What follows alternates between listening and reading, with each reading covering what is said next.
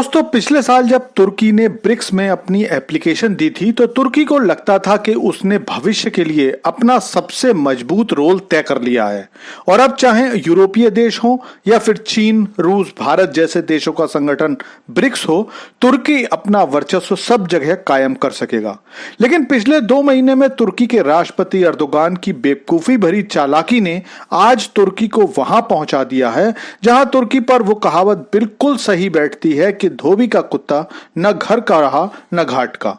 और इस बार ये सारा प्लान पूरी बारीकी से भारत ने तैयार किया था, जिसके बाद तुर्की यकीनन नए भारत की नई ताकत को समझने लगेगा। तो चलिए सारी खबर जानते हैं, लेकिन आपसे रिक्वेस्ट है कि चैनल को सब्सक्राइब कर लीजिए क्योंकि यहाँ आपको डिफेंस, फाइनेंस और फॉरेन पॉलिसी पर वीडियोस रोज मिलते हैं। याद कीजिए, अप्रैल में जब पहलगाम में आतंकी अटैक हुआ था तो भारत पाकिस्तान के बीच माहौल गर्म होने लगा था। ऐसे समय में जब भारत में मारे गए लोगों के लिए प्रार्थनाएं की जा रही थीं, तुर्की ने पाकिस्तान के लिए हथियार भेजने शुरू कर दिए थे। तुर्की ने पाकिस्तान को ड्रोन भेजे थे। ऑपरेशन सिंदूर के दौरान जितने भी ड्रोन अटैक पाकिस्तान की तरफ से किए गए थे, उनमें से 80 से 90% ड्रोन तुर्की द्वारा ही बनाए गए थे। इसी दौरान तुर्की द्वारा दिए गए बैरक्तार ड्रोन से पाकिस्तान ने भारत की जासूसी की और बॉर्डर एरिया में भारतीय सेना और भारतीय हथियारों की स्थिति जानने के लिए सैकड़ों उड़ानें भरी।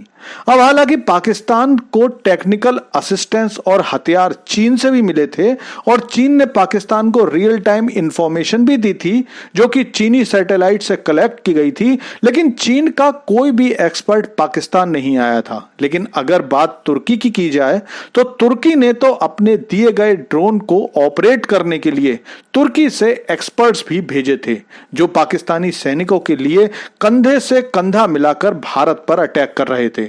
यह सारी बात खुलकर सामने आती नहीं अगर तुर्की के 2 ड्रोन एक्सपर्ट्स मारे न गए होते। इसके बाद भी तुर्की के राष्ट्रपति अर्दोगान ने खुलकर पाकिस्तान का समर्थन किया। राष्ट्रपति अर्दोगान की यही हद से ज्यादा चालाकी अब तुर्की को भारी पड़ रही है और भारत के कहने पर तुर्की को ब्रिक्स की सदस्यता देने से इनकार कर दिया गया है।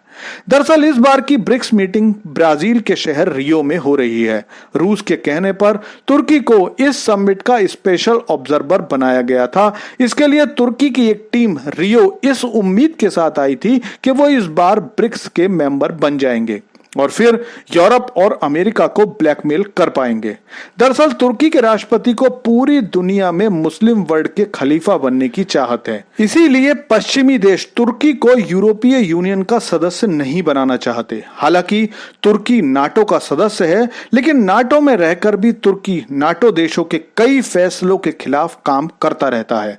रूस यूक्रेन युद्ध के दौरान भी तुर्की रूस से तेल खरीदता रहा और रूसी राष्ट्रपति पुतिन से अपने संबंधों को बढ़ाने की कोशिश करता रहा।